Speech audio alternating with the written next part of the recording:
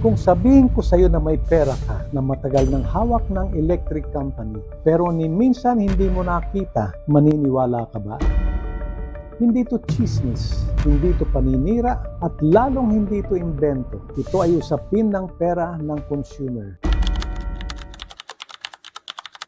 Bawat buwan, kapag nagbabayad ka ng kuryente, akala mo tapos na ang usapan. Pero may isang bayarin na halos lahat tayo ay nakalimot na. Ang tawag dito, bill deposit. Noong nagpakabit ka ng kuryente, nagbayad ka ng isang buwang deposito. Ayon mismo sa Energy Regulatory Commission o ERC, sa Magna Carta for Residential Electricity Consumers, ang bill deposit ay garantiya lang sakaling hindi makabayad ang consumer. Hindi ito puhunan, hindi ito kapital, at hindi ito kita ng kumpanya. Pero ito ang tanong, kung isang buwang deposito lang ito, bakit umabot na sa bilyong piso ang kabuuan bill deposits ng consumers?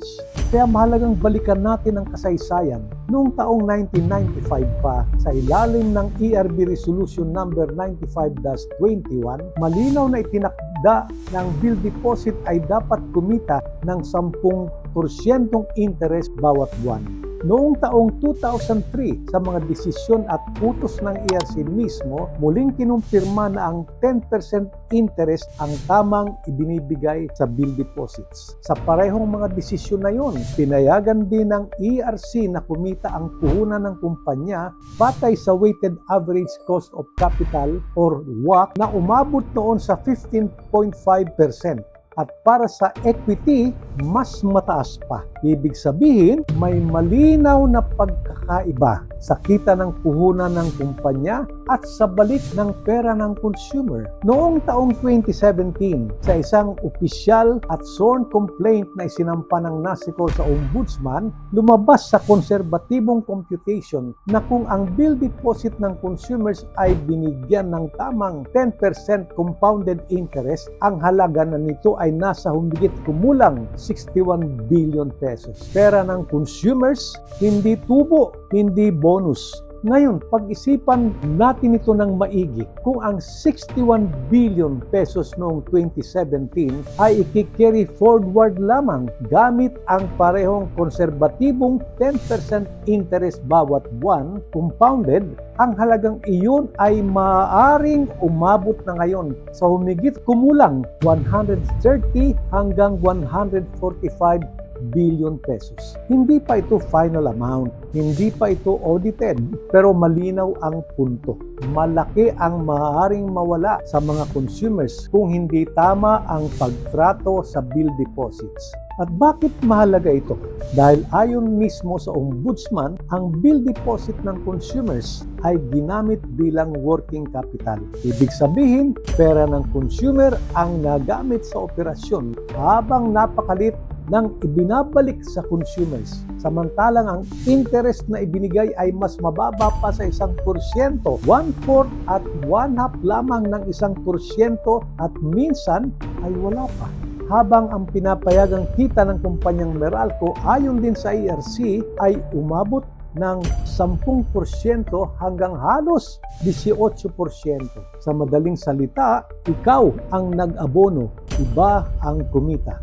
Ngayon, mahalagang linawin ito. Hindi lang pag-aproba ng rates ang trabaho ng regulator. Bahagi ng regulatory oversight ang pag-check na ang pera ng consumer ay tama ang paggamit. At isa sa pinakamahalagang paraan ay ang audit. Audit para malaman kung magkano talaga. Audit para malaman kung nasaan ang pera. Audit para masigurong ang bill deposit ay nananatiling pera ng consumers. Hindi lang ito prinsipyo, ito ay aktwal na ginagawa ng ERC. Noong Pebrero 29 taong 2024, sa isang opisyal na order ng ERC, kaugnay ng bill deposits, tinatasan mismo ng komisyon ang Meralco na magsumiti ng detalyadong paliwanag at records. Kailan nag-claim ang consumer, kailan nag-refund ang bill deposit, kano ang interest na ibinalik. Ibig sabihin, kinikilala mismo ng ERC na ang bill deposits ay pera ng consumer at kailangang ma-verify, ma-document at may account ng malinaw.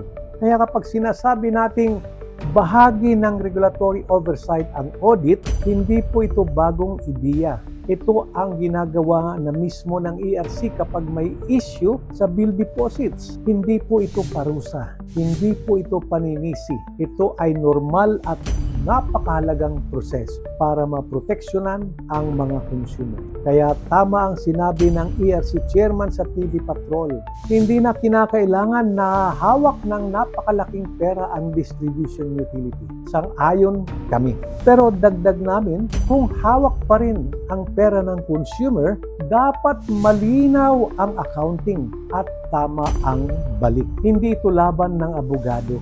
Hindi ito laban ng politika. Ito ay usapin ng ordinaryong consumer na araw-araw ay nagbabayad ng presyo ng kuryente na napakataas. Kung ikaw ay consumer ng Meralco, ng ibang distribution utility, karapatan mong malaman ito. Kung may pamilya kang nagbabayad ng kuryente, para rin sa kanila ito. Pakishare ng video na ito. Itag ang kapitbahay at pamilya mo at huwag mong baliwalain ang pera at karapatan ng mga consumer.